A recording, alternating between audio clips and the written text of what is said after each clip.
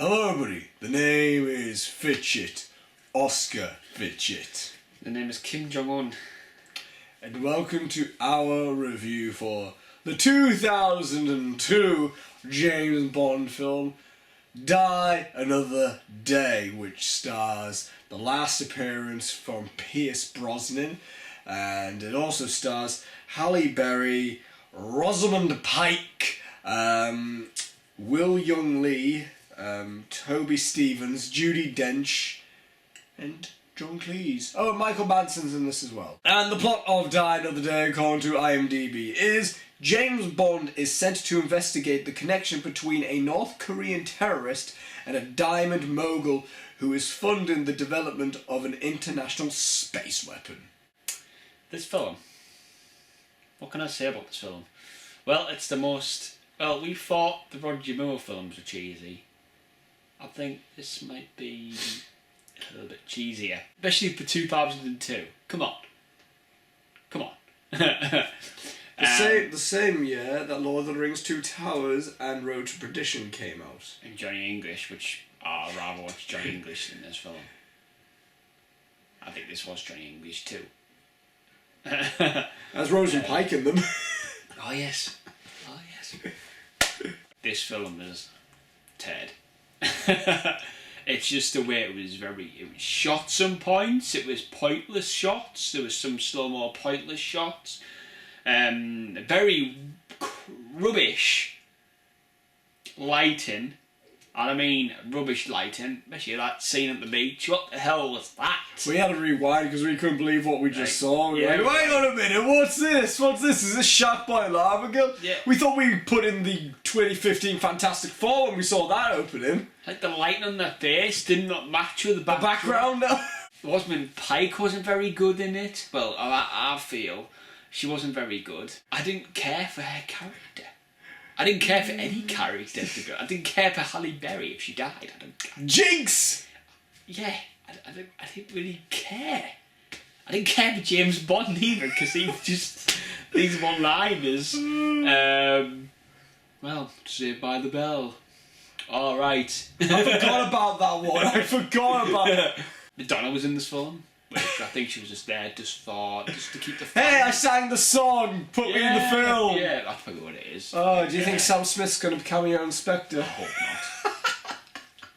I hope not. Twist as he's the villain. And people complain that the Sam Smith song is the worst theme ever. I do not think so. What? Listen to Die Another Day to stop this video, but listen to Die Another Day and come back to this video, open a tab or something at the top, and come back when you listen to that song and listen to the Sam Smith song. Yeah. You see what we mean. This is crap. Nothing is good about this song. I try to seem happy during this review, but inside is angered because it's James Bond and what the hell were the producers thinking about MGN when they were trying to sort the script out for this movie and what have you. And obviously it was based at the time North Korea. Let's put North Korea in because it's a world situation. Which I hate when they do that. Well, it's like, let's get the Russians in this film. It's because it's the Cold War's going on, let's put the Russians in the film. You guys know how I said when we reviewed A View to a Kill, like, oh, we've reached the bottom of the barrel of the James Bond films. Well, I think Die Another Day is like underneath the barrel. But I'd rather watch this. Die Another Day is underneath the blinking barrel. This is... there was a moment in this film where I just outright said, we interrupt your James Bond film to bring you Batman and Robin. This film, this Die Another Day, is the Batman and Robin to the James Bond franchise. In my eyes, this is the worst Bond film I have ever seen. This is the worst Bond film that can be ever produced. It's got the worst villain, it's got the, I wouldn't necessarily worst Bond girls, but it's got the most pointless Bond girls. It's got probably the worst chase scene. It's got the worst Bond. Pierce Brosnan in this film, I don't think he's going to be there. Pierce Brosnan in Die Another Day is the equivalent to George Clooney in Batman and Robin. I can compare this film to Batman and Robin on so many levels. I think that just says enough in general. But I'm going to go in depth with this because you know what? This film deserves to be absolutely shredded up to, because this is simply the bullet to the head to James Bond. And my God, it's a miracle that they came back from this. You expect the 80s films and even the 70s films to be the cheesiest ones, don't you? We all expect that. We all expect them to be really cheesy. As soon as Roger Moore came on screen, I was like, okay, we're going to get the cheesiest of these films. We're going to get the most over-the-top version of Bond that we're going to get. And you know what? Moonraker, I was like, okay, my God, this is really over-the-top and cheesy and campy. What? And, you know, heck, we are in 2002, we're in the new millennium, the first James Bond film of the 2000s. Let's get some cool modern filmmaking in this, and let's make a good grounded Bond film. Or let's make Die Another Day the most campiest, over-the-top, cheesiest Bond film of all time. I swear to God, most of the scenes were simply there just for a one-liner. Yeah. Can you count how many one-liners there were in this, Gary? There was tons. I can't because I lost count. More one-liners that I can count on my 2 hands and my 2 feet. This is the worst script of a Bond film. Shame on you writers, because these are the same guys who wrote the Daniel Craig films as well, though. Exactly. Exactly. What type of marijuana was getting dished out during the making of this film? It seems like everyone was just high. Like, they didn't know what they were doing. They were just kind of like, oh, another Bond film, smoke weed every day. It's like, no one took this seriously. No one had any care or consideration for this. You know how I said Ian Fleming would be rolling his grave in A View to a Kill? He was modus. He was spinning like a drill when this film came out. Oh, the gadgets, the car. As soon as the car came out, well, as soon as I kid you not, guys. The car looked nice. It's just the way they portrayed the car. The car looked nice. It was invisible. But it did say why it turned out invisible, but as soon as an invisible car rolled up in a Bond film, I literally just went, oh, come on! Head in hands, I was just like, we've reached this point. We've reached the point of no return. We got an invisible car in a James Bond film. This is something Austin Powers would write, for crying out loud. This is honestly I don't even think Austin Powers would write something this stupid. The villain, worst villain ever of a Bond film. Worst Bond villain ever. Heck, Christopher Walken is a better Bond villain than this guy. I can't believe I just said that. Christopher Walken is a better villain than this guy in this film. I think I might need to... I don't know what I might need to do. This is groundbreaking. This is something I never thought would be done. We got a worse film than A View to a Kill. Do you think that was the point of this film? Do you think the point of Die Another Day was MGM was like, hey, A View to a Kill gets a really bad rap. We need to really take that hate off A View to a Kill.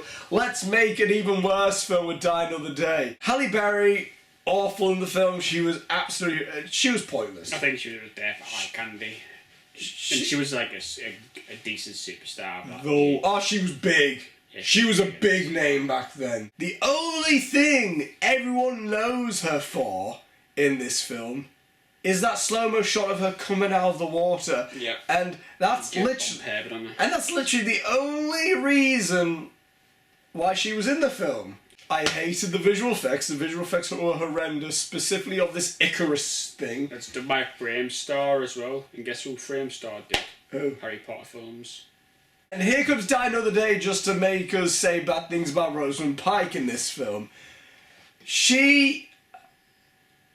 Again, what was her point? What was her point in this film? I think she was just there, just like an assistant. Exactly, what was the point of this, of the whole thing? Heck, hey, we need a fight between one woman and another woman.